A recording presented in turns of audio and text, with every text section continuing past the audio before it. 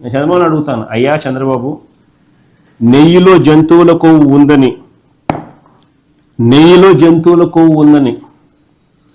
ఆ నెయ్యి లడ్డూలో కలిసిందని, ఆ లడ్డూలు భక్తులు తిన్నారంటూ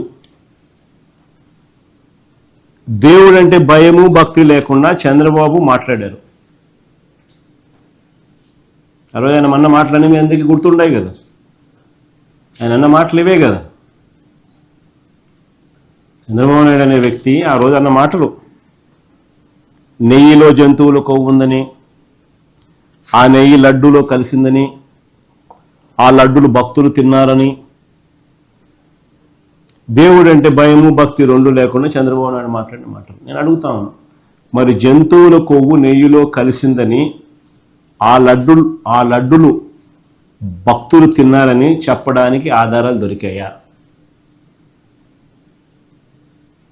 చంద్రబాబు నేను సూటిగా ప్రశ్నిస్తాను. కల్తీ నెయ్యి ఆరోపణలున్న ఆ ట్యాంకర్లు, ఎన్ని క్వశ్చన్స్ నేను అడుగుతాను. ఆ కల్తీ నెయ్యి ఆరోపణలో ఉన్న ఆ ట్యాంకర్లు ప్రసాదం తయారీలోకి వెళ్ళాయా? దీనికి ఆధారాలు ఉన్నాయా అని అడుగుతాను.